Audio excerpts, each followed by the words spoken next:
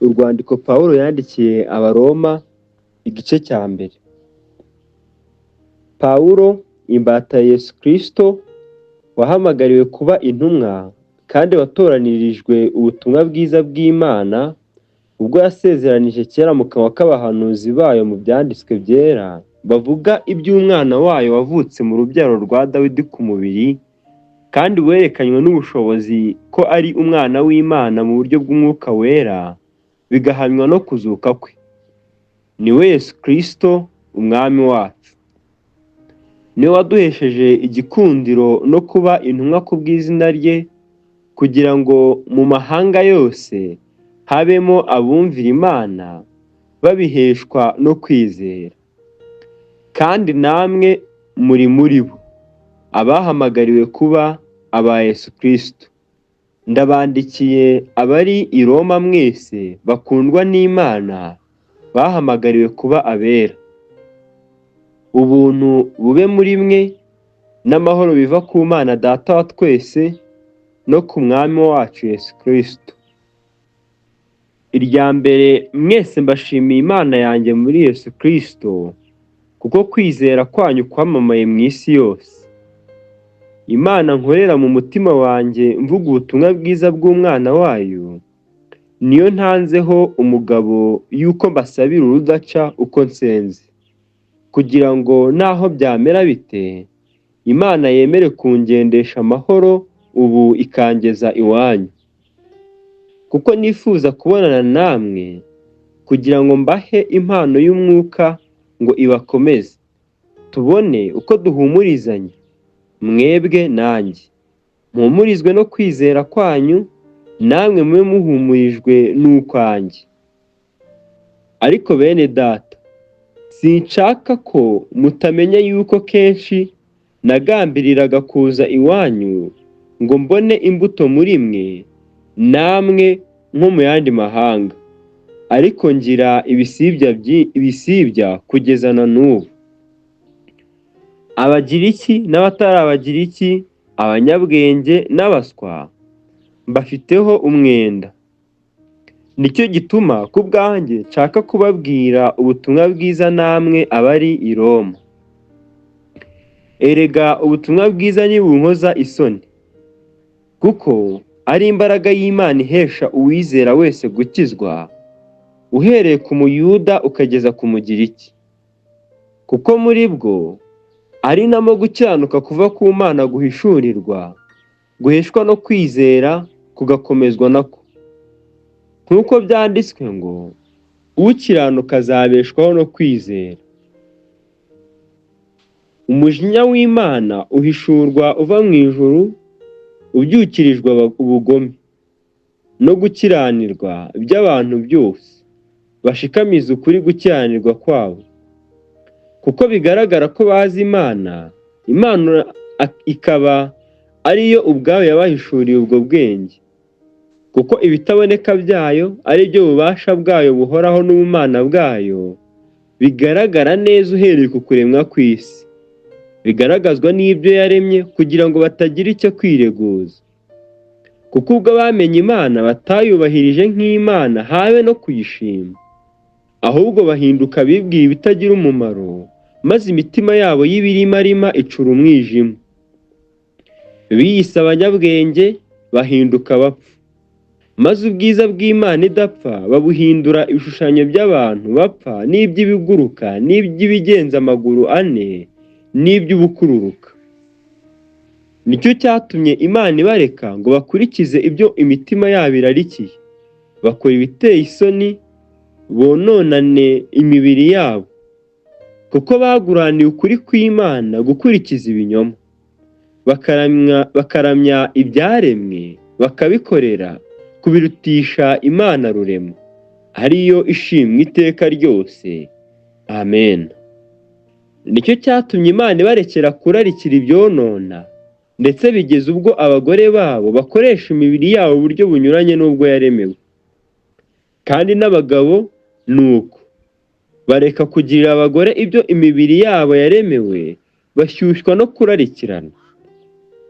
Abagabo bagirirana n'abandi bagabo ibiteye isoni, bituma mu mibiri yabo bagarurirwa ingaruka mbi ikwiriye kuyoba kwabo. Kandi ubwo banze kumenya Imana, nicyo cyatumye Imana ibareka ngo bagire imitima yabaye akahebwe, bakora ibidakwiriye. Buzuye gukiranirwa kose n'ububi no kurarikira n'igomwa, buzuye n'ishyari n'ubwicanyi n'intonganya n'ubugambanyi no gukina ku mubyimba no gusebaniriza mu byongorerano, n'abatukana n'abanga Imana n'abanyagasuzuguro n'abirarira n'abahimba ibibi n'abatumvira ababyeyi n'indakurwa ku izima n'abava mu masezerano n'abadakunda ababo n'intababarira, nubwo bamenye iteka ry'Imana yuko abakora ibisa bityo bakwiriye gupfa. Uretse kubikora ubwabo gusa, bashima n'abandi babikora. Igice cya kabiri. Nicyo gituma utagira icyo kwireguza, wa muntu we ucira abandi urubanza. Ubwo ucira undi urubanza uba witsindishirije, kuko wowe umucira urubanza ukora bimwe n'ibyo akora. Ariko tuzi yuko iteka Imana izacira ku bakora bene ibyo ari iry'ukuri. Wowe muntu ucira urubanza abakora bene ibyo, nawe ukabikora, mbese wibwira yuko uzakira iteka ry'Imana kandi usuzugura ubutunzi bwo kugira neza kwayo, n'ubwo imbabazi zayo, n'ubwo kwihangana kwayo? Ntuzi yuko kugira neza kw'Imana ariko kukurehereza kwihana? Ariko kuko ufite umutima unangiwe utihana, wirindirije umujinya uzaba ku munsi w'uburakari, ubwo amateka y'ukuri y'Imana azahishurwa. Kuko Imana izitura umuntu wese ibikwiriye ibyo yakoze. Abashaka ubwiza n'icyubahiro no kudapfa, babishakisha gukora ibyiza badacogora. Izabitura ubugingo buhoraho. Ariko abafite imitima ikunda kwirema ibice ntibumvire iby'ukuri, ahubwo bakumvira gukiranirwa, izabitura umujinya n'uburakari n'amakuba n'ibyago. Nibyo izateza umuntu wese ukora ibyaha, uhereye ku Muyuda ukageza ku Mugiriki. Ariko ubwiza n'icyubahiro n'amahoro nibyo izitura umuntu wese ukora ibyiza, uhereye ku Muyuda ukageza ku Mugiriki. Kuko Imana itarobanura abantu ku butoni. Abakoze ibyaha bose batazi amategeko bazarimbuka, badahowe amategeko, kandi abakoze ibyaha bose bazi amategeko bazacirwaho iteka ry'amategeko. Kuko abumva gusa amategeko atari bo bakiranuka ku Mana, ahubwo abayumvira nibo bazatsindishirizwa nayo. Abapagani badafite amategeko y'Imana, iyo bakoze iby'amategeko ku bwabo, baba bihindukiye amategeko nubwo batayafite, bakagaragaza ko umurimo utegetswe n'amategeko wanditswe mu mitima yabo, ugahamywa n'imitima ihana ibabwiriza, igafatanya n'ibitekerezo byabo kubarega cyangwa se kubaregura. Kandi ni nabyo Imana izatangaho umugabo ku munsi izacirira abantu ho iteka muri Yesu Kristo ku byahishwe byabo, nk'uko ubutumwa bwiza nahawe buri. Ubwo witwa Umuyuda ukiringira amategeko, ukirata Imana, ukamenya ibyo ishaka, ukarobanura iby'ingenzi kuko wigishijwe amategeko, ukizigira yuko uri umurandasi w'impumyi n'umucyo w'abari mu mwijima, n'umubwiriza w'abanyabwenge buke, n'umwigisha w'abana, kuko mu mategeko ufite icyitegererezo cy'ukuri n'ubwenge kibonerwa muri yo.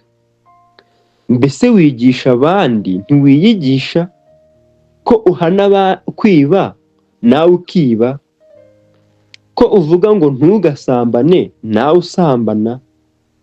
Ko wanga ibishushanyo bisengwa, nawe ukanduza urusengero, ko wirata amategeko nawe ugayishisha Imana kuyacumura. Izina ry'Imana ritukwa mu bapagani ku bwanyu nk'uko byanditswe. Ni koko gukebwa kugira icyo kumara iyo witondeye amategeko, ariko nucumura amategeko, gukebwa kwawe kuba guhindutse kudakebwa. Mbese utakebwe niyitondera ibyategetswe n'amategeko, kudakebwa kwe ntikuzamuhanizwa no gukebwa? Kandi utakebwe umubiri niyitondera amategeko, ntazatsindisha wowe ucumura amategeko kandi warakebwe ku mubiri? Kuko ugaragara ko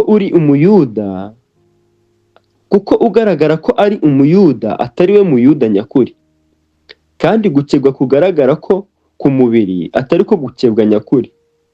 Ahubwo umuyuda wo mu mutima niwe muyuda, kandi gukebwa ko mu mutima n'umwuka kutari uk'umubiri niko gukebwa nyakuri.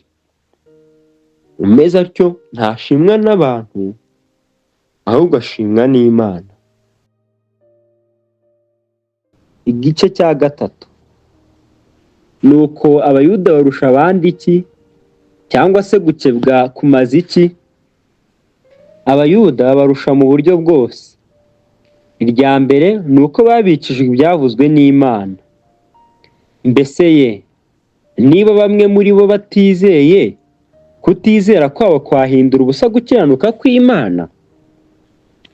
Ntibishoboka. Ahubwo Imana ibonetse ko ari inyangamugayo, nubwo umuntu wese yaba umubeshyi, kuko byanditswe ngo mu magambo yawe uboneke ko ukiranuka, kugira ngo utsinde nucirwa urubanza. Ariko se niba gukiranirwa kwacu guhamya gukiranuka kw'Imana, tuvuga iki? Mbese Imana irakiranirwa kuko ihanisha umujinya? Ibyo mbivuze nk'umuntu. Ntibishoboka. Iyo biba bityo, Imana yazacira ite abari mu isi ho iteka? Niba ibinyoma byanjye bituma ukuri kw'Imana kurushaho kumenyekana bikayihesha icyubahiro, ni iki gituma nanjye ncirwa urubanza nk'umunyabyaha? Kandi ni iki kitubuza gukorera ibibi kugira ngo ibyiza bibeho? Nk'uko batubeshyera kandi bamwe bagahamya yuko ariko twigisha. Abagira batyo bazatsindwa n'urubanza rubakwiriye. Nuko tuvuga iki? Mbese turabaruta? Oya da, habe na gato. Kuko tumaze guhamya abayuda n'abagiriki yuko bose batwarwa n'ibyaha, nk'uko byanditswe ngo ntawe ukiranuka n'umwe, ntawe umenya, ntawe ushaka Imana, bose barayobye, bose bahindutse ibigwari, ntawe ukora ibyiza n'umwe. Umuhogo wabo ni imvi irangaye, bariganishije indimi zabo, ubusagwe bw'incira buri mu minwa yabo, akanwa kabo kuzuye ibitutsi n'amagambo abishye, ibirenge byabo byihutira kuvusha amaraso. Kurimbuka n'umubabaro biri mu nzira zabo, inzira y'amahoro ntibarakayimenya. Kubaha Imana ntikuri imbere yabo. Tuzi yuko ibyo amategeko avuga byose abibwira abatwarwa nayo, kugira ngo akanwa kose kazibwe, kandi abari mu isi bose batsindirwe n'urubanza imbere y'Imana. Kuko imbere yayo ari nta muntu uzatsindishizwa n'imirimo itegetswe n'amategeko, kuko amategeko ariyo amenyekanisha icyaha. Ariko noneho hariho gukiranuka kw'Imana kwahishuwe kudaheshwa n'amategeko.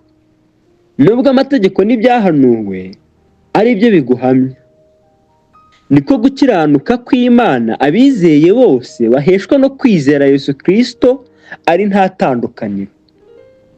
Kuko bose bakoze ibyaha ntibashyikira ubwiza bw'Imana, ahubwo batsindishirizwa n'ubuntu bwayo bibahereye ubusa, kubwo gucungurwa kubonerwa muri Yesu Kristo. Niwe Imana yashyizeho kuba impongano y'uwizera amaraso ye, kugira ngo yerekane gukiranuka kwayo kwayiteye kwirengagiza ibyaha byakozwe mbere y'icyo gihe, ubwo Imana yabyihanganiraga. Kandi yabikoreye kugira ngo no muri iki gihe yerekane gukiranuka kwayo, ngo ibe ikiranuka kandi itsindishiriza uwizeye Yesu. None se twakirata iki? Ntacyo. Ni ayahe mategeko yabitubujije? Ni ay'imirimo? Reka da! Ahubwo twabibujijwe n'amategeko yo kwizera. Kuko duhamije yuko umuntu atsindishirizwa no kwizera, atari imirimo itegetswe n'amategeko. Mbese Imana ni iy'Abayuda bonyine? Si iy'abanyamahanga nabo? Ni iy'abanyamahanga nabo. Kandi ubwo Imana ari imwe, izatsindishiriza abakebwe kubwo kwizera, n'abatakebwe nabo izabatsindishiriza kubwo kwizera. Mbese none duhinduze ubusa amategeko kwizera? Ntibikabeho. Ahubwo turayakomeza. Igice cya 4. Niba ari uko biri, twavuga iki kuri Aburahamu sogokuruza ku mubiri? Iyo Aburahamu yaratsindishirijwe n'imirimo, aba afite icyo yirata, ariko si imbere y'Imana. Mbese ibyanditswe bimuvuga iki? Ntibivuga ngo Aburahamu yizeye Imana bikamuhanizwa no gukiranuka? Nyamara ukora ibihembo bye ntibimuhanira no guherwa ubuntu, ahubwo abyita ubwishyu. Ariko rero udakora, ahubwo akizera utsindishiriza abanyabyaha, kwizera kwe kumuhanirizwa no gukiranuka. Nk'uko Dawidi nawe yeruye amahirwe y'umuntu uwo Imana ibaraho gukiranuka atabiheshejwe n'imirimo ati, hahirwa ababarirwa ibicumuro byabo, kandi ibyaha byabo bigatwikirwa. Hahirwa umuntu Uwiteka atazabaraho icyaha. Mbese ayo mahirwe yasezeranijwe abakebwe bonyine, cyangwa n'abatakebwe nabo? Ko tuvuga tuti kwizera kwa Aburahamu kwamuhanirijwe no gukiranuka? Kwamuhanirijwe ryari? Nubwo yari yarakebwe, cyangwa nubwo yari atarakebwa? Si ubwo yari amaze gukebwa, ahubwo yari atarakebwa. Bukeye ahabwa ikimenyetso cyo gukebwa, kuba ikimenyetso cyo gukiranuka kwavuye kuri kwa kwizera yari afite atarakebwa, kugira ngo abe sekuruza w'abizera bose, nubwo baba batakebwe, ngo nabo babone gubarwaho gukiranuka, nawe abone kuba sekuruza w'abakebwe. Nyamara si abakebwe gusa, ahubwo ni abagera ikirenge mu cya sogokuruza Aburahamu kubwo kwizera yari afite atarakebwa. Kuko amategeko atari yo yahesheje Aburahamu cyangwa urubyaro rwe isezerano ry'uko azaragwa isi yose, ahubwo yariheshejwe no gukiranuka kuva mu kwizera. Abiringira amategeko iyaba ari bo baragwa, kwizera kuba guhindutse ubusa, n'iryo sezerano naryo rikaba ripfuye. Kuko icyo amategeko azana ari umujinya, ariko aho amategeko atari nta gicumuro kihaba. Nicyo gituma byose biheshwa no kwizera ngo bibe iby'ubuntu. Iryo sezerano ribona uko rikomerezwa urubyaro rwose. Nyamara si urw'abakomeza amategeko gusa, ahubwo ni urw'abafite kwizera kwa Aburahamu, ari we sogokuruza wa twese. Nk'uko byanditswe ngo, nkugize sekuruza w'amahanga menshi. Imbere y'iyo yizeye, hariyo Mana izura abapfuye, ikita ibitariho nk'aho ari ibiriho. Aburahamu wo yizeraga yiringiye ibitakwiringirwa, ngo abe sekuruza w'amahanga menshi, nk'uko byavuzwe ngo, urubyaro rwawe niko ruzangana. Kandi nubwo abonye umubiri we umaze gusa n'upfuye, kuko yari amaze imyaka nk'ijana avutse, akabona na Sara yaracuze, kwizera kwe ni kuri agacogora. ahubwo abonye isezerano ry'Imana ntiyashidikanyishwa no kutizera, ahubwo akomezwa cyane no kwizera ahimbaza Imana. Amenya neza yuko ibyo yasezeranije ibasha no kubisohoza. Nicyo cyatumye bimuhwanirizwa no gukiranuka. Icyakora ntibyanditswe ku bwe yuko byamuhwanirijwe no gukiranuka, ahubwo no ku bwacu abazabiheshwa n'uko twizeye yazuye Yesu umwami wacu, watangiye ibicumuro byacu akazurirwa kugira ngo dutsindishirizwe. Igice cya 5. Nuko rero ubwo twatsindishirijwe no kwizera, dufite amahoro ku Mana kubw'umwami wacu Yesu Kristo, wadushyikirije ubu buntu dushikamyemo kubwo kwizera, ngo tubone uko twishimira ibyiringiro byo kuzabona ubwiza bw'Imana. Ariko si ibyo byonyine, ahubwo twishimira no mu makuba yacu, kuko tuzi yuko amakuba atera kwihangana, kandi kwihangana kugatera kunesha ibitugerageza, uko kunesha kugatera ibyiringiro. Bene ibyo byiringiro ntibikoze isoni, kuko urukundo rw'Imana rwasabye mu mitima yacu kubw'Umwuka Wera twahawe. Tukiri abanyantege nke, mu gihe gikwiriye Kristo yapfiriye abanyabyaha. Birakomeye kugira ngo umuntu apfire umukiranutsi, nkanswe umunyabyaha. Icyakora hari byashoboka ko umuntu yatinyuka gupfira umunyangeso nziza.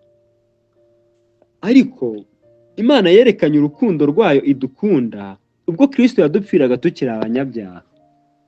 Nkanswe none ubwo tumaze gutsindishirizwa n'amaraso ye, ntituzarushaho gukiza umujinya w'Imana nawe? Ubwo twunzwe n'Imana kubw'urupfu bw'umwana wayo wadupfiriye tukiri abanzi bayo, none ubwo tumaze kungwa nayo, ntituzarushaho gukizwa kubw'ubugingo bwe? Ariko si ibyo byonyine, ahubwo twishimira Imana kubw'umwami wacu Yesu Kristo, ukiduhesha kuzura nayo na bugingo n'ubu. Kuko bimeze bityo, nk'uko ibyaha byazanywe mu isi n'umuntu umwe, urupfu rukazanwa n'ibyaha, niko urupfu rugera ku bantu bose, kuko bose bakoze ibyaha. Amategeko ataratangwa, icyaha cyahozeho mu isi, ariko ntawe kibarwaho amategeko adahari. Icyakora uhereye kuri Adamu ukageza kuri Mose, urupfu rwatwaraga ndetse n'abatakoze ibyaha bihwanye n'igicumuro cya Adamu wasuraga wajyaga kuzaza. Ariko impano y'ubuntu bw'Imana ntigira ihuriro n'icyo gicumuro, kuko ubwo igicumuro cy'umwe cyateje abantu benshi urupfu, niko ubuntu bw'Imana n'impano y'ubuntu bw'umuntu umwe ari we Yesu Kristo byarushijeho gusaga kuri benshi. Iherezo ry'ubwo buntu ntirigira isano n'iry'icyaha cy'uwo muntu umwe, kuko iherezo ry'icyo cyaha ryari iryo gucirwaho iteka, naho iherezo ry'iyo mpano y'ubuntu yatanzwe kubw'ibicumuro byinshi ni ugutsindishirizwa. Kuko ubwo igicumuro cy'umwe cyateye ko urupfu rwimikwa n'umwe, ni nako abahawe ubuntu busesekaye n'impano yo gukiranuka bazarushaho kwimikanwa ubugingo n'umwe ari we Yesu Kristo. Nuko rero ubwo igicumuro cy'umuntu umwe cyateye ko abantu bose bacirwaho iteka, ni nako icyo gukiranuka cyakozwe n'umuntu umwe cyahesheje abantu bose gutsindishirizwa, bagahabwa ubugingo. Kandi nk'uko kutumvira Imana k'umuntu umwe kwateye ko abenshi baba abanyabyaha, niko kuyumvira kumwe kuzatera ko abenshi baba abakiranutsi. Ariko amategeko yaziye hanyuma kugira ngo ibyaha bigwire. Nyamara aho ibyaha byagwiriye, niho n'ubuntu bwarushijeho gusaga, kugira ngo nk'uko ibyaha byimitswe n'umwe, abe ari nako n'ubuntu bwimikwa no gukiranuka buduhesha ubugingo buhoraho ku bwa Yesu Kristo umwami wacu. Igice cya 6. Nuko tuvuga iki? Tugumye gukora ibyaha ngo ubuntu busage? Ntibikabeho. Mbese twebwe abapfuye ku byaha twakomeza kuramira muri ibyo dute? Ntimuzi yuko twese ababatirijwe muri Yesu Kristo twabatirijwe no mu rupfu rwe?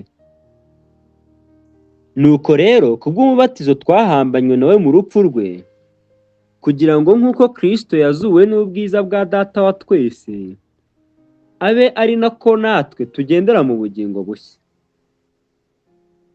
Ubwo twateranijwe nawe gusangira urupfu nk'urwe, niko tuzaba duteranijwe nawe gusangira kuzuka nk'ukwe. Kandi tumenye iki?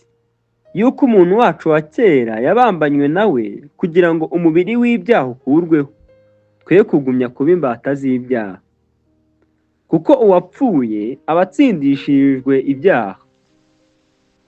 Ariko niba twarapfanye na Kristo, twizera yuko tuzabanaho nawe.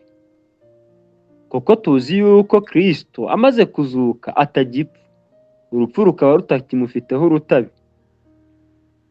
Urwo rupfu yapfuye, yarupfuye rimwe risa kubw'ibyaha, ariko ubwo ariho kubw'Imana. Abe ariko namwe mwiyumvamo ko mwapfuye ku byaha, mukaba muriho ku Mana muri Kristo Yesu. Noneho ntimukimike ibyaha mu mibiri yanyu izapfa, ngo mwumvire ibyo irarikira. Kandi ntimuhe ibyaha ingingo zanyu kuba intwaro zo gukiranirwa, ahubwo mwitange mwihe Imana nk'abazuki, n'ingingo zanyu muzihe Imana kuba intwaro zo gukiranuka. Ibyaha ntibikabategeke kuko mudatwarwa n'amategeko, ahubwo mutwarwa n'ubuntu. Nuko tugire dute? Mbese dukora ibyaha kuko tudatwarwa n'amategeko, ahubwo dutwarwa n'ubuntu? Ntibikabeho. Ntimuzi yuko uwo mwihaye kuba imbata zo kumwumvira, muri imbata z'uwo mwumvira uwo? Imbata z'ibyaha bizana urupfu, cyangwa izo kumvira Imana kuzana gukiranuka?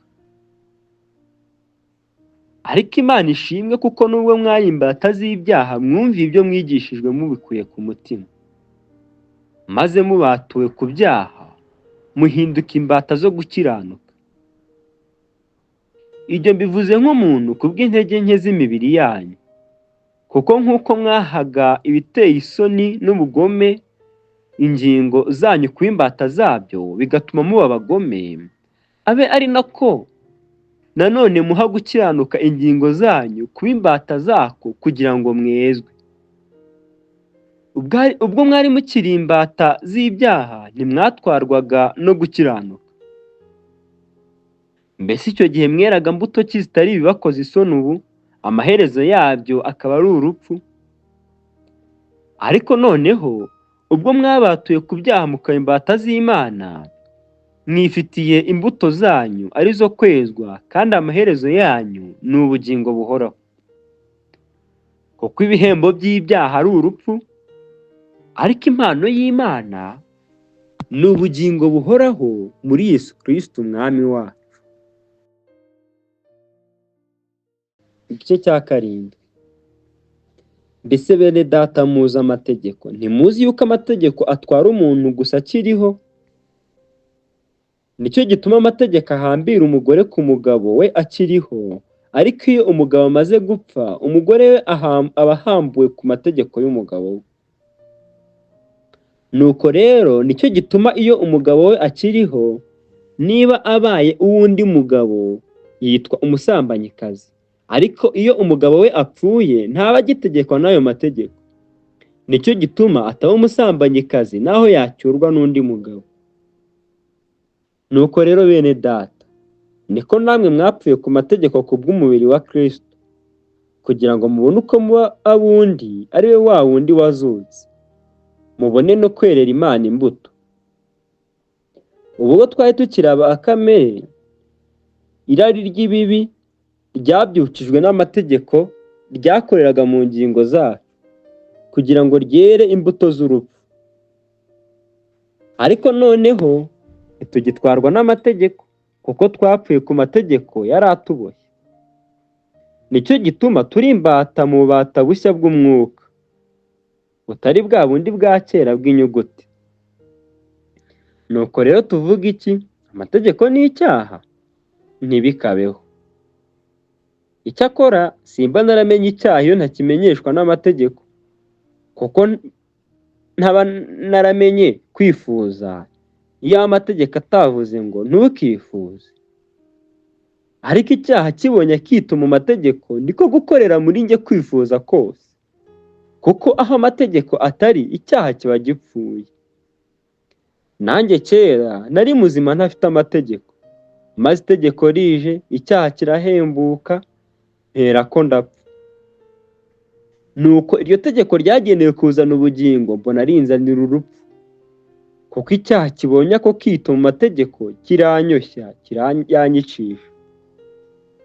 Noneho amategeko ni ayera, ndetse n'itegeko ryose ni iryera, rirakiranuka kandi ni ryiza. Mbese none icyo cyiza cyampindukiye urupfu? Ntibikabeho. Ahubwo icyaha nicyo cyaruhindutse, kugira ngo kigaragare ko ari icyaha koko, kuko cyakoresheje icyiza kunzanira urupfu, ngo amategeko agaragaze uburyo icyaha ari kibi bikabije. Tuzi yuko amategeko ari ay'umwuka, ariko njyewe ndi uwa kamere, ndetse naguriwe gutegekwa n'ibyaha. Sinzi ibyo nkora, kuko ibyo nshaka atari ibyo nkora, ahubwo ibyo nanga akaba ari ibyo nkora. Ariko ubwo nkora ibyo ndashaka, nemera ko amategeko ari meza. Nuko rero noneho si njye uba nkibikora, ahubwo ni icyaha kimbamo. Nzi yuko muri njye, ibyo ni ukuvuga muri kamere yanjye, nta cyiza kimbamo. Kuko mpora nifuza gukora icyiza, ariko kugikora ntako. Kuko icyiza nshaka atari cyo nkora, ahubwo ikibi nanga akaba ari cyo nkora. Ariko ubwo nkora ibyo nanga, si njye uba nkibikora, ahubwo ni icyaha kimbamo. Nuko rero mbona yuko amategeko anyifuriza gukora ibyiza, nyamara ibibi bikaba ari byo bintanga imbere. Nishimira amategeko y'Imana mu mutima wanjye, ariko mbona irindi tegeko ryo mu ngingo zanjye rirwanya itegeko ry'ibyaha ryo mu ngingo zanjye. Yemwe mbonye ishyano, ninde wankiza uyu mubiri untera rupfu? Imana ishimwe, kuko izajya inkiza ku bwa Yesu Kristo umwami wacu. Nuko njyewe mu mutima wanjye ndi imbata y'amategeko y'Imana, ariko muri kamere ndi imbata y'amategeko y'ibyaha. Igice cya 8. Nuko rero noneho abari muri Kristo Yesu nta teka bazacirwaho, kuko itegeko ry'umwuka w'ubugingo bwo muri Kristo Yesu ryambatuye ububata bw'itegeko ry'ibyaha n'urupfu. Kuko ibyo amategeko yananiwe gukora kubw'intege nke za kamere yacu, Imana yabishohoje ubwo yatumaga umwana wayo afite ishusho ya kamere y'ibyaha kuba igitambo cy'ibyaha, icira ibyaha bya kamereho iteka, kugira ngo gukiranuka kw'amategeko gusohozwe muri twe, abadakurikiza ibya kamere y'umubiri, ahubwo bakurikiza iby'umwuka. Abakurikiza ibya kamere y'umubiri bita ku by'umubiri, n'abakurikiza iby'umwuka bakita ku by'umwuka. Umutima wa kamere utera urupfu, ariko umutima w'umwuka uzana ubugingo n'amahoro. Kuko umutima wa kamere ari umwanzi w'Imana, kuko utumvira amategeko y'Imana, ndetse ntushobora kuyumvira. Erega burya abari mu butware bwa kamere ntibashobora kunezeza Imana. Ariko mwebwe ntimuri aba kamere, ahubwo muri ab'umwuka, niba umwuka w'Imana uba muri mwe. Ariko umuntu wese utagira umwuka wa Kristo ntaba ari uwe. Niba Kristo aba muri mwe, nubwo umubiri uba upfuye uzize ibyaha, umwuka uba ari muzima kubwo gukiranuka. Ariko niba umwuka we yazuye Yesu aba muri mwe, yazuye Kristo Yesu, izazura n'imibiri yanyu ipfa kubw'umwuka wayo uba muri mwe. Nuko rero bene data, turi mu mwenda, ariko si uwa kamere y'imibiri yacu ngo dukurikize ibyayo, kuko niba mukurikiza ibya kamere y'umubiri muzapfa. ariko nimwicisha umwuka ingeso za kamere muzarama. Abayoborwa n'umwuka w'Imana bose nibo bana b'Imana, kuko mutahawe umwuka w'ububata ubasubiza mu bwoba, ahubwo mwahawe umwuka ubahindura abana b'Imana, udutakisha uti Aba, Data. Umwuka w'Imana ubwe ahamanya n'umwuka wacu yuko turi abana b'Imana, kandi ubwo turi abana bayo turi n'abaragwa, ndetse turi abaragwa b'Imana, turi abaraganwa na Kristo niba tubabarana nawe ngo duhanwe ubwiza nawe. Mbonye yuko imibabaro y'iki gihe idakwiriye kugereranywa n'ubwiza tuzahishurira, kuko ndetse n'ibyaremwe byose bitegerezanya amatsiko guhishurwa kw'abana b'Imana, kuko ibyaremwe byashyizwe mu bubata bw'ibitagira umumaro. Icyakora si kubw'ubushake bwabyo, ahubwo ni kubw'ubushake bw'uwabibishyizemo, yiringira yuko nabyo bizabaturwa kuri ubwo bubata bwo kubora, bikinjira mu mudendezo w'ubwiza bw'abana b'Imana. Tuzi yuko ibyaremwe byose binihira hamwe, bikaramukirwa hamwe kugeza ubu. Ariko si byo bisa, ahubwo natwe abafite umuganura w'umwuka, natwe tunihira mu mitima yacu, dutegereza guhindurwa abana b'Imana, ariko gucungurwa kw'imibiri yacu. Kuko twakijijwe dufite ibyiringiro, ariko rero ibyo umuntu yiringira iyo byabonetse ntibiba bikiri ibyiringiro. Ninde wakwiringira kuzabona icyo amaze kubona?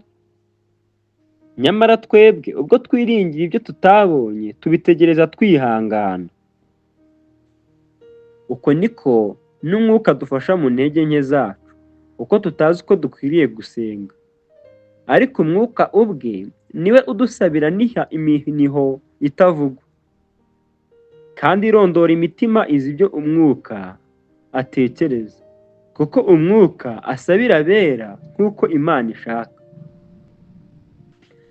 Kandi tuzi yuko ku bakunda Imana byose ifataniriza hamwe kubazanira ibyiza, ari bo bahamagawe nk'uko yabigambiriye. Kuko abo yamenye kera yabatoranije kera gushushanywa n'ishusho y'umwana wayo, kugira ngo abe imfura muri bene se benshi. Abo yatoranije kera yarabahamagaye, kandi abo yahamagaye yarabatsindishirije, n'abo yatsindishirije yabahaye ubwiza. None ubwo bimeze bityo tuvuga iki? Ubwo Imana iri mu ruhande rwacu, umubisha wacu ninde? Mbese ubwo itimanye umwana wayo ikamutanga ku bwacu twese, izabura ite kumuduhana n'ibindi byose? Ninde uzarega intore z'Imana? Ni Imana, kandi ariyo izitsindishiriza. Ninde uzaziciraho iteka? Ni Kristo Yesu, kandi ariwe wazipfiriye, ndetse akaba yarazutse ari iburyo bw'Imana adusabira. Ninde wadutandukanya n'urukundo rwa Kristo? Mbese ni amakuba, cyangwa ni ibyago, cyangwa ni ukurenganywa, cyangwa ni inzara, cyangwa ni ukwambara ubusa, cyangwa ni ukuba mu kaga, cyangwa ni inkota? Nk'uko byanditswe ngo, turicwa umunsi ukira bakuduhora, twahwanijwe n'intama z'imbagwa. Oya, ahubwo muri ibyo byose turushishwaho kunesha n'uwadukunze. Kuko menye neza yuko naho rwaba urupfu, cyangwa ubugingo, cyangwa abamarayika, cyangwa abategeka, cyangwa ibiriho, cyangwa ibizaba, cyangwa abafite ubushobozi, cyangwa uburebure bw'igihagararo, cyangwa uburebure bw'ikijyepfo, cyangwa ikindi cyaremwe cyose, bitazabasha kudutandukanya n'urukundo rw'Imana ruri muri Kristo Yesu umwami wacu. Igice cya 9. Ndavuga ukuri muri Kristo, simbeshya, kuko umutima wanjye uhamanya nanjye mu mwuka wera yuko mfite agahinda kenshi n'umubabaro udatuza mu mutima wanjye. Ndetse nakwiyifuriza kuvunwa no gutandukanya na Kristo ku bwa bene wacu, ari bo b'umuryango wanjye ku mubiri, kuko ari Abisirayeli, umugabane wabo ukaba uwo guhinduka abana b'Imana no guhabwa icyubahiro n'amasezerano n'amategeko n'imihango yo gukorera Imana.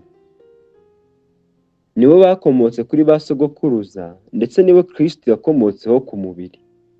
Niwe utegeka byose, ni nawe Mana ishimwa iteka ryose. Amen. Icyakora si ukugira ngo ijambo ry'Imana ryahindutse ubusa, kuko abakomotse kuri Isirayeli atari bo Bisirayeli bose, kandi kuko ari urubyaro rwa Aburahamu si cyo kibagira abana be bose, ahubwo yabwiwe ngo kuri Isaka niho urubyaro rwawe ruzakwitirirwa. Ibyo ni ukuvuga yuko abana b'umubiri atari bo bana b'Imana, ahubwo abana b'isezerano nibo bemerwa ko ari urubyaro rwayo. Kuko ijambo ry'isezerano ryariri ngo mu mwaka utaha magingo aya nzaza, Sara abyara umuhungu. Kandi si ibyo gusa, ahubwo na Rebeka ubwo yari afite inda atwitswe n'umwe ari we Isaka sogokuruza, nawe yabwiwe ngo umukuru azaba umugaragu w'umuto. Nk'uko byanditswe ngo Yakobo naramukunze, naho Esawu naramwanze. Kandi yabibwiwe abana bataravuka kandi batarakora icyiza cyangwa ikibi, ngo ibyo Imana yagambiriye itoranya bibeho bitavuye ku mirimo, ahubwo bivuye kuri yo ihamagara. Nuko tuvuga iki? Imana irakiranirwa? Ntibikabeho. Kuko yabwiye Mose iti, nzababarira uwo nzababarira, kandi nzagirira impuhwe uwo nzazigirira impuhwe. Nicyo gituma bitaba ku bushake bw'umuntu cyangwa ku mwete abigirira, ahubwo biva ku Mana ibabarira. Ibyanditswe byabwiye Farawo biti, icyatumye nkwimika ni ukugira ngo nkwerekanireho imbaraga zanjye, kandi ngo izina ryanjye ryamamazwe hose mu isi yose. Nuko ibabarira uwo ishaka, kandi inangira umutima w'uwo ishaka. None wambaza uti, none se ni iki gituma ikomeza kugaya umuntu? Ninde wagandira ibyo ishaka? Ariko wa muntu we, urinde ugisha Imana impaka? Mbese icyabumbwe cyabaza uwakibumbye kiti, ni iki cyatumye undema utya? Mbese umubumbyi ntategeka ibumba ngo mu mugoma umwe abumbemo urwabya rumwe rwo gukoresha iby'icyubahiro n'urundi rwo gukoresha ibiteye isoni? None se bitwaye iki? Niba Imana nubwo yashatse kwerekana umujinya wayo no kugaragaza imbaraga zayo, yihanganiranye imbabazi nyinshi nzabya z'umujinya zari zikwiriye kurimbuka, kugira ngo yerekanire ubutunzi bw'ubwiza bwayo ku nzabya z'imbabazi izo yiteguriye ubwiza uhereye kera, arizo twebwe abo yahamagaye, atari mu Bayuda honyine ahubwo no mu banyamahanga. Nk'uko yavugiye no mu kanwa ka Hoseya iti, abatahura ubwoko bwanjye nzabita ubwoko bwanjye, kandi uwari inyungwakazi nzamwita inkundwakazi. Kandi aho hantu babwiriwe ngo ntimuri ubwoko bwanjye, niho bazitirirwa abana b'Imana ihoraho. Yesaya nawe yavuze iby'Abisirayeli ati, umubare w'abana ba Isirayeli naho waba nk'umusenyi wo ku nyanja, igice gito kizaba gisigaye nicyo kizarokoka. Kuko umwami azasohoza ijambo rye mu isi akarirangiza bidatinze kandi akarigabanya. Kandi nk'uko Yesaya yavuze kera ati, iyaba umwami Nyiringabo atadushigarije imbuto, tuba twarabaye nk'i Sodomu tukagereranywa n'i Gomora. Noneho tuvuga iki? Tuvuga yuko abanyamahanga batakurikiye ibyo gukiranuka bagushyikiriye, ariko gukiranuka guheshwa no kwizera, naho Abisirayeli bakurikiye amategeko yo gukiranuka bakaba aribo batayashohoje. Ni kuki? Nuko batashishikajwe no kwizera, ahubwo bashishikajwe n'imirimo, bagasitara kuri rya buye risitaza. Nk'uko byanditswe ngo, dore ndashyira muri Siyoni ibuye risitaza, urutare rugusha, ariko urwizera ntazakorwa n'isoni. Igice cya 10. Bene data, ibyo umutima wanjye wifuza n'ibyo nsabira Abisirayeli ku Mana ni ukugira ngo bakizwe. Ndabahamya yuko bafite ishyaka ry'Imana ariko ritava mu bwenge. Kuko ubwo bari batazi gukiranuka kw'Imana uko ariko, bagerageje kwihangira gukiranuka kwabo ubwabo, bituma basuzugura gukiranuka kw'Imana. Kuko Kristo ari we amategeko asohoraho, kandi niwe uhesha uwizera wese gukiranuka. Mose yanditse ibyo gukiranuka guheshwa no gukomeza amategeko ati, ugusohoza azabeshwaho nako. Ariko gukiranuka guheshwa no kwizera kuvuga gutya gute? Ntukibaze uti, ninde uzazamuka ngo ajye mu ijuru? Bisobanurwa ngo kumanura Kristo. Cyangwa uti, ninde uzamanuka ikuzimu?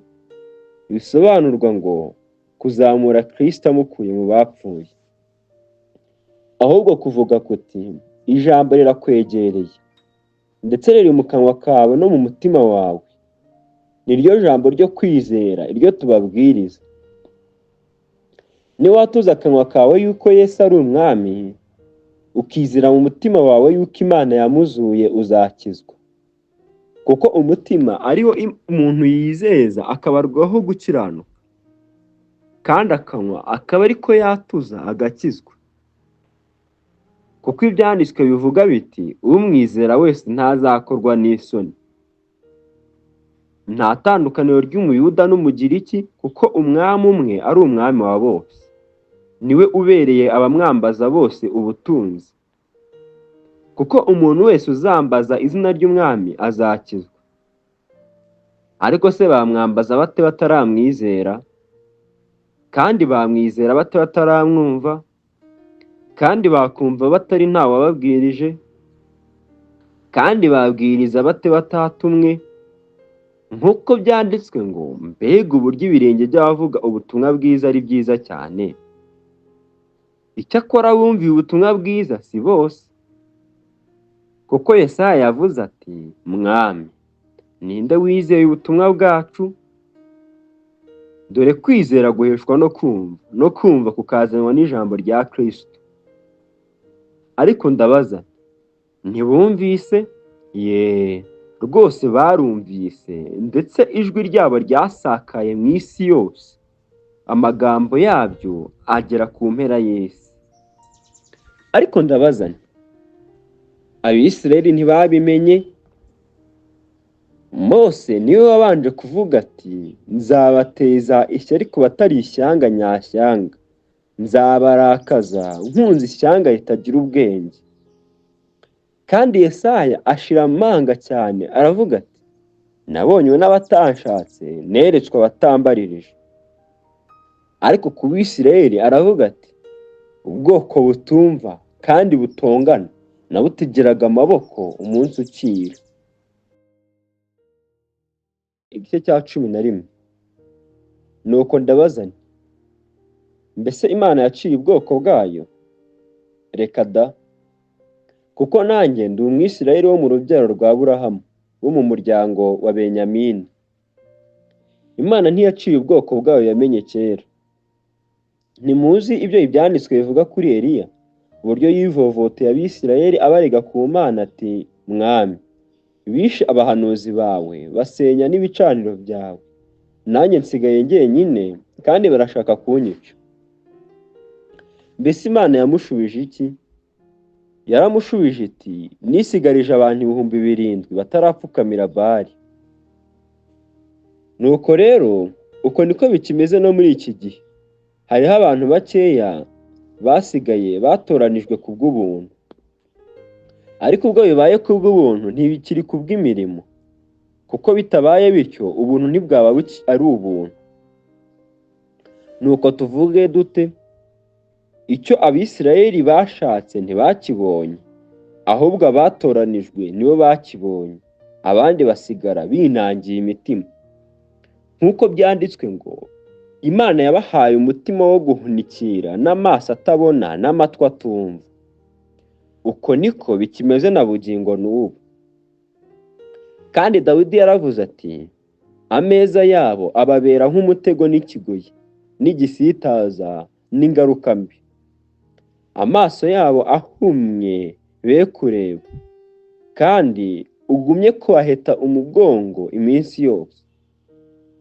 Nuko ndabaza nti basitariye kugwa rwose? Ntibikabeho, ahubwo kugwa kwabo kwatumye agakiza kagera ku banyamahanga kugira ngo bitere Abisirayeli ishyari. Ariko ubwo kugwa kwabo kwabereye abari mu isi ubutunzi, kandi gutuba kwabo kukabera abanyamahanga ubutunzi, nkanswe kugwira kwabo. Ariko ndababwira mwebwe abanyamahanga yuko nubahiriza umurimo wanjye, kuko ndi intumwa ku banyamahanga, kugira ngo ahari nteze ishyari bene wacu, mbone uko nkiza bamwe muri bo. Ubwo gucibwa kwabo guhesheje abari mu isi kwiyunga n'Imana, kugarurwa kwabo ntikuzaba kuzuka. Ubwo ifu y'umuganura ari iyera n'irobe naryo niko riri, kandi ubwo igishyitsi ari icyera n'amashami nayo niko ari. Ariko niba amashami amwe yarahwanyuwe, nawe uri umunzenze wo ku gasozi ukaba waratewe nk'ingurukira hagati y'amashami, ugasangira nayo amakakama y'igishyitsi cya Elayo, ntukirarire ngo ugaye ayo mashami. Niba wirarira uyagaya, wibuke yuko atari igishyitsi kimeze kuri wowe, ahubwo ni wowe umeze ku gishyitsi. Ahari wavuga uti amashami yahwanyuriwe kugira ngo nterweho. Ni koko kutizera niko kwayahwanyuje, none nawe kwizera niko kuguteyeho. Ntukibone, ahubwo utinye, kuko ubwo Imana itababariye amashami ya kavukire, nawe ntizakubabarira. Nuko urebe kugira neza kw'Imana kandi no kutabera kwayo. Ku baguye ni ukutabera, ariko kuri wowe ni ukugira neza, nuguma muri uko kugira neza kwayo, kuko nutagira utyo nawe uzahwanyurwa. Kandi ba bandi nabo nibatagundira kutizera kwabo, bazaterwa nk'ingurukira, kuko Imana ishobora kubagaruraho. Ko wahanyuye ku giti cyavutse ari umunzenze, ugaterwa nk'ingurukira kuri Elayo nziza utavutseho, nkanswe ba bandi beneyo ntibazarushaho cyane guterwa muri Elayo yabo? Bene data, kugira ngo mutabona uko mwirata, ndashaka ko mumenya iby'iri banga. Abisirayeli bamwe banangiwe imitima, ariko si bose, kugeza ubwo abanyamahanga bazinjira mu itorero bakagera ku mubare ushyitse. Nibwo Abisirayeli bose bazakizwa, nk'uko byanditswe ngo Umukiza azava i Siyoni, azakura muri Yakobo kutubaha Imana. Iryo ni ryo sezerano mbasezeranije, ubwo nzabakuraho ibyaha. Ku by'ubutumwa bwiza babaye abanzi b'Imana ku bwanyu, ariko ku byo gutoranywa n'Imana bayifiteho igikundiro ku bwa ba sekuru, kuko impano z'Imana no guhamagara kwayo bitavuguruzwa. Nk'uko mwebwe mwagomeraga Imana kera, ariko none mukaba mubabariwe ku bw'ubugome bwabo, niko nabo bagomye ubu, kugira ngo imbabazi mwagiriwe zibaheshe nabo kubabarirwa. Kuko Imana yabumbiye hamwe abantu bose mu bugome, kugira ngo ibone uko ibabarira bose. Mbega uburyo ubutunzi n'ubwenge n'ubumenyi by'Imana bitagira akagero!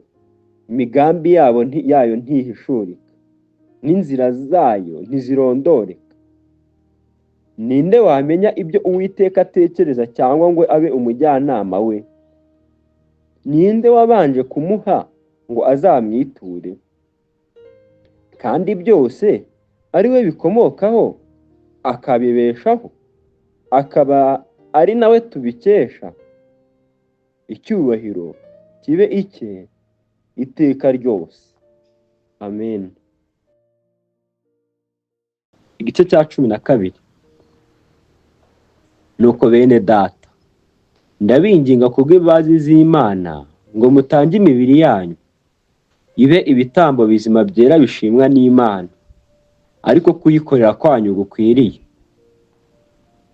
Kandi ntimwishushanye n'ab'iki gihe, ahubwo muhinduke rwose mugize imitima mishya, kugira ngo mumenye neza ibyo Imana ishaka, ari byo byiza bishimwa kandi bitunganye rwose. Ndababwira umuntu wese muri mwe mbwirijwe n'ubuntu nahawe, mwe kwifata uko mutari, ahubwo mutekereze mwitonze nk'uko Imana yagereye umuntu wese kwizera. Nk'uko mu mubiri umwe dufite ingingo nyinshi, kandi ingingo zose zikaba zidafite umurimo umwe, natwe niko turi, kuko turi benshi, nyamara turi umubiri umwe muri Kristo. Umuntu wese ni urugingo rwa mugenzi we.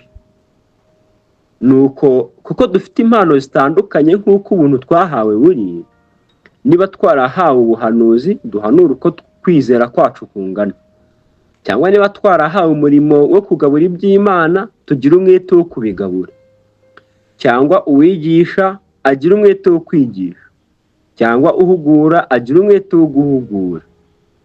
Ugira ubuntu abugira atikanyiza, utwara atwarana umwete, ugira imbabazi azigira anezerewe. Urukundo rwanyu rwe kugira uburyarya. Mwange ibibi runuka, muhorane ibyiza. Ku byo gukunda bene data mukundane rwose. Ku by'icyubahiro umuntu wese ashyira imbere mugenzi we. Ku by'umwete ntimube ibyangwe, muhirimbane mu mitima mukorere umwami wacu. Mwishime mufite ibyiringiro, mwihanganira amakuba, mukomeze gusenga mushikamye, mugabanye abera uko bakennye, mushishikarire gucumbikira abashyitsi. Ababarenganya mubasabire umugisha, mubasabire ntimubavume. Mwishimane n'abishima, murirane n'abarira, muhuze imitima, ntimukararikire ibikomeye, ahubwo mwemere kubana n'ibyoroheje. Ntimukiyite abanyabwenge, ntimukiture umuntu inabi yabagiriye.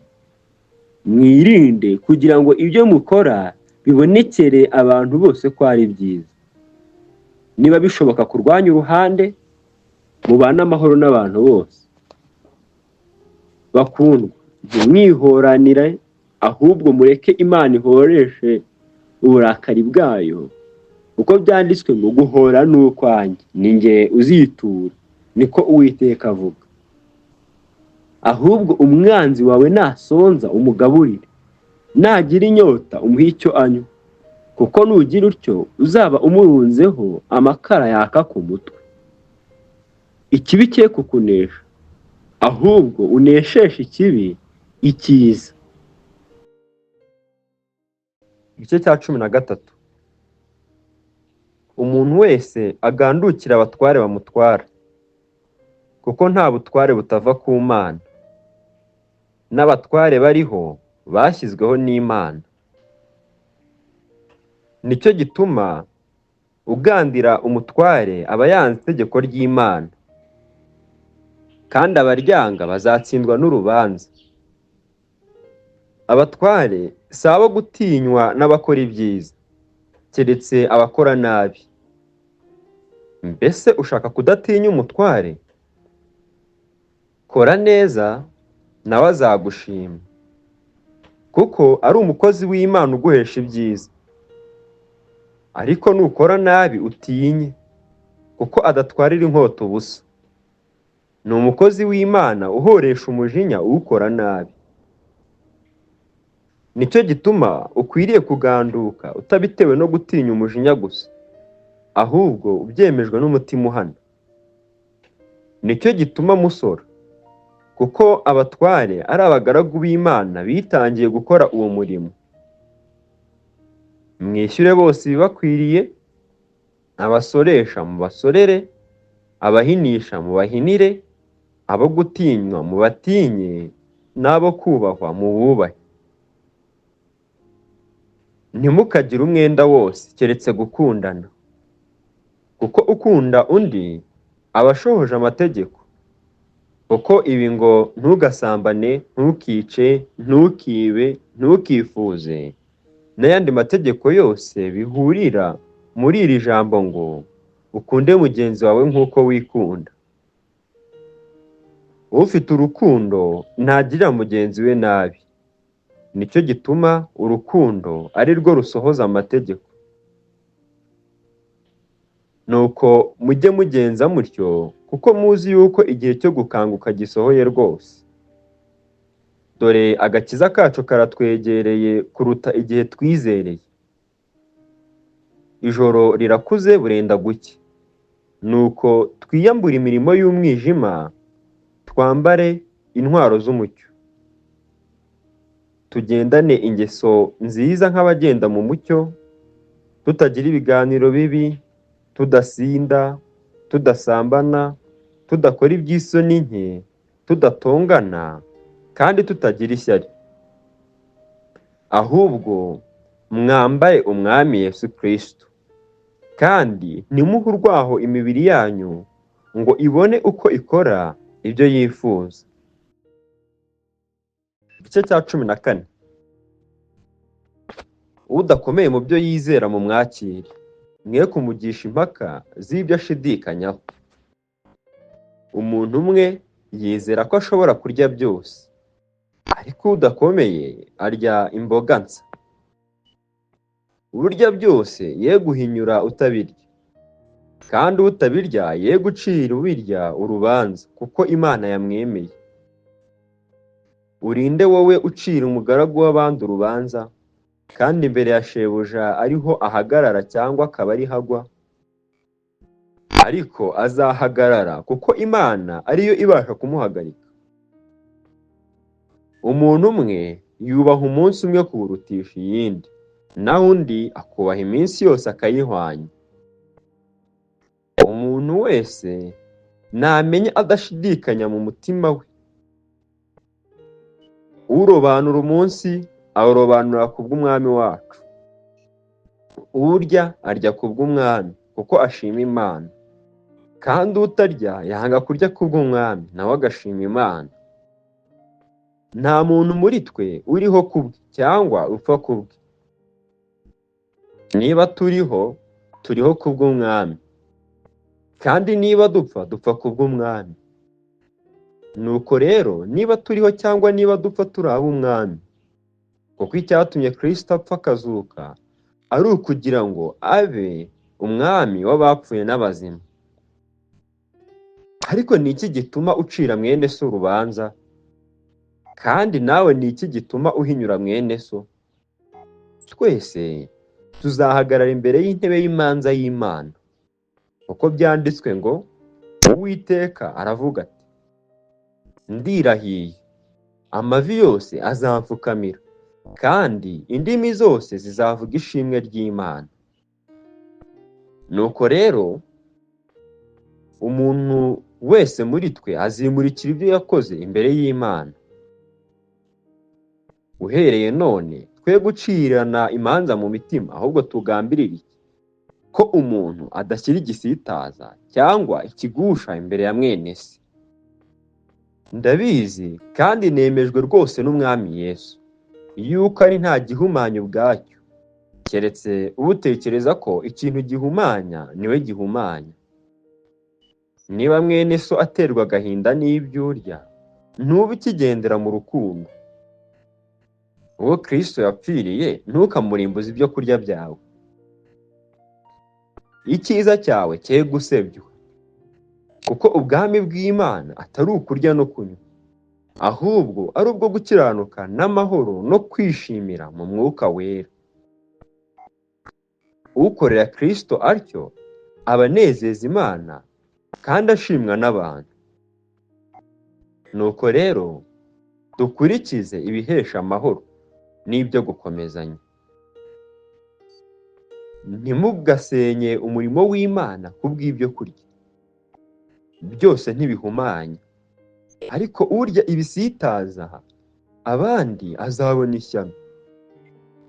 ibyiza ni ukutarya inyama cyangwa kutanywa vino cyangwa kudakora ikindi cyose cyasitaza mwene so kikamugusha cyangwa kikamuca intege. Mbese ufite kwizera? Niba ugufite, ukwigumanire mu mutima wawe imbere y'Imana. Hahirwa uticiraho iteka ku byo yemeye.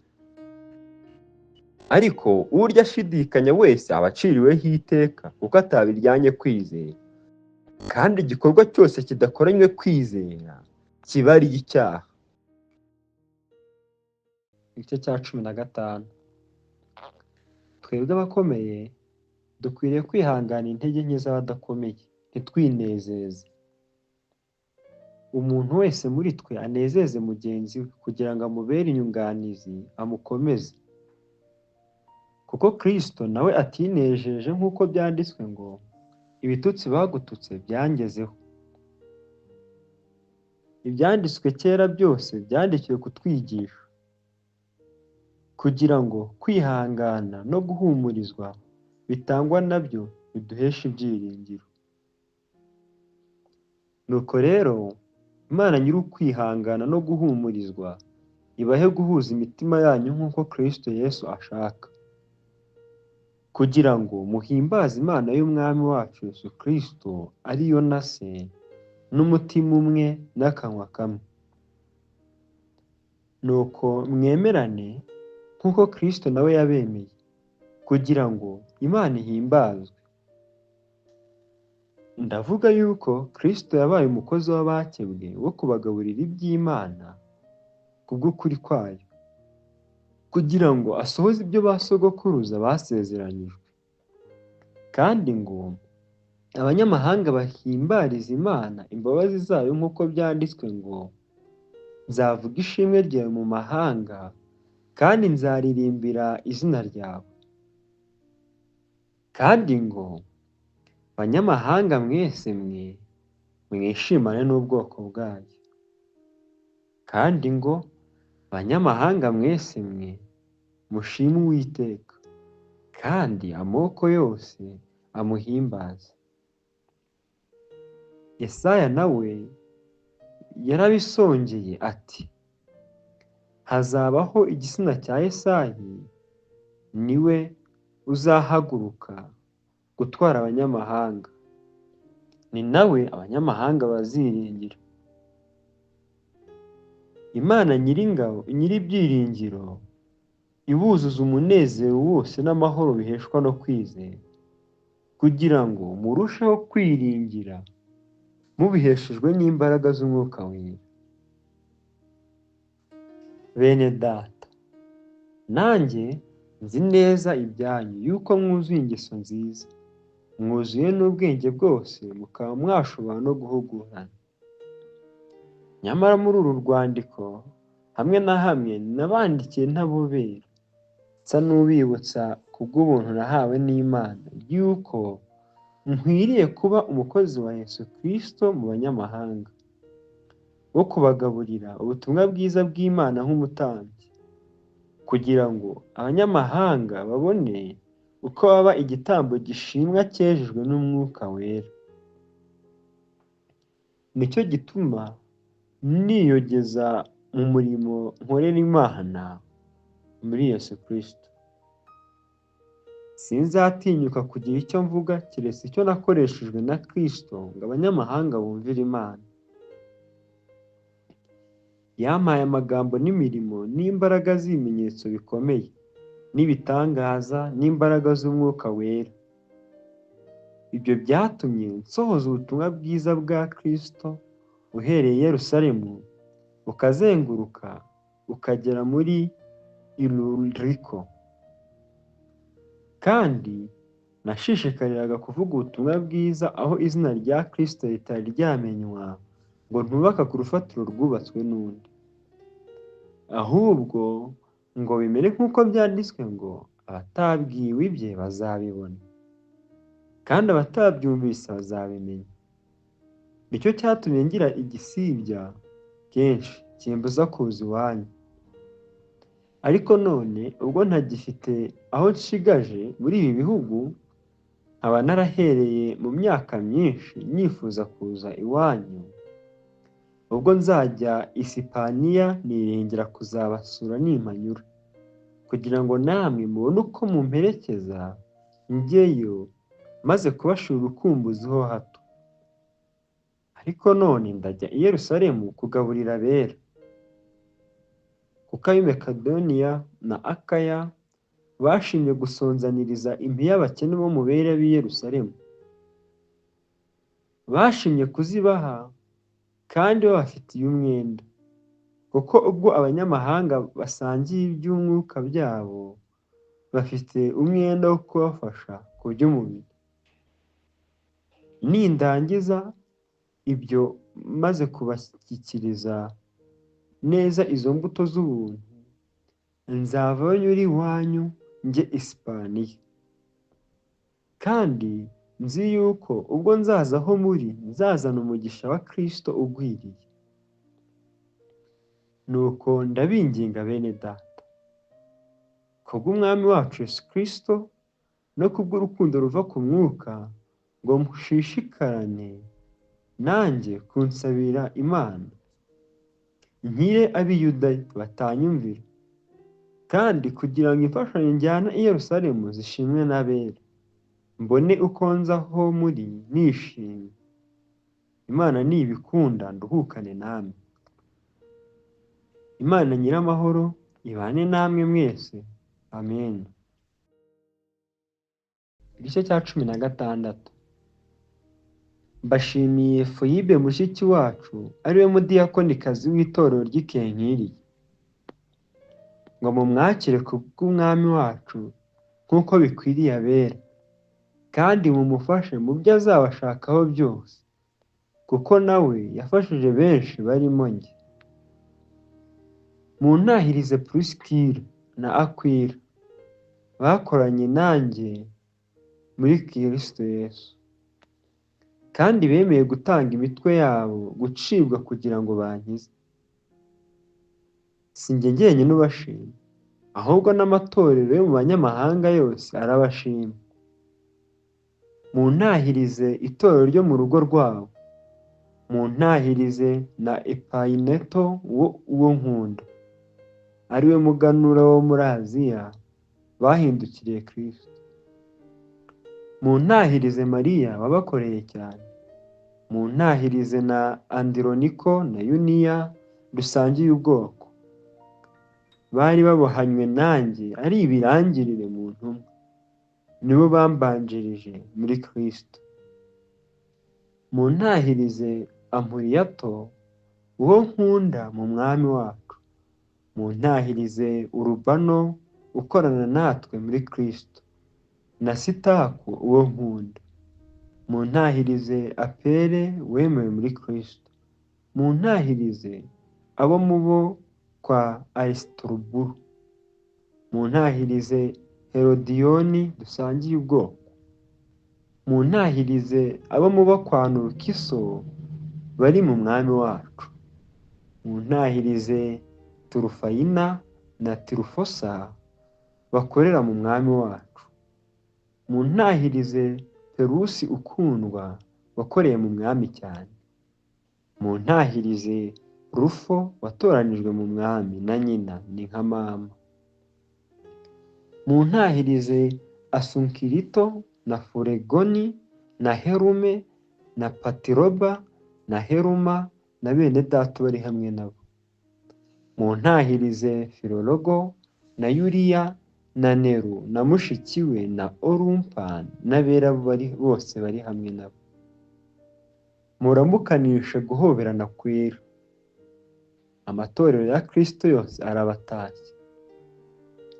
Ariko bene data, ndabinginga ngo mwirinde abazana ibyo gutandukanya n'ibigusha binyurana n'ibyo mwize, mubazibukire. Kuko abameze batyo atari imbata z'Umwami wacu Kristo, ahubwo ari iz'inda zabo, kandi imitima y'abatagira uburiganya bayohesha amagambo meza n'ibyo kubanezeza. Igitumye mbabwira ibyo ni uko kumvira Imana kwanyu kwamamaye mu bantu bose. nicyo gitumye mbashimira, ariko ndashaka ko muba abanyabwenge mu byiza mukabaswa mu bibi. Imana Nyiramahoro izamenagurira Satani munsi y'ibirenge byanyu bidatinze. Ubuntu bw'Umwami wacu Yesu Kristo bubane namwe. Timoteyo dukorana arabatashya na Lukiyosi na Yasoni na Sosipatiro dusangiye ubwoko. Nanjye Terutiyo wanditse uru rwandiko mu Mwami wacu ndabatashya. Gayo arabatashya, uncumbikiye kandi agacumbikira abo mu itorero bose. Erasito ubika impiya z'umusoro w'ab'uyu mudugudu na Kwaruto mwene data barabatashya. Ubuntu bw'Umwami wacu Yesu Kristo bane namwe mwese. Amen. Imana ibasha kubakomeresha ubutumwa bwiza no kubwiriza ko ibya Yesu Kristo nababwirije bihuza n'ibanga ryahishwe uhereye kera kose, ariko noneho rikaba rihishuwe ku bw'itegeko ry'Imana ihoraho, kugira ngo ibyanditswe n'abahanuzi bimenyeshwe n'abanyamahanga, bibayobore inzira yo kumvira no kwizera. Icyubahiro kibi cy'Imana ifite ubwenge yonyine iteka ryose, ku bwa Yesu Kristo. Amen.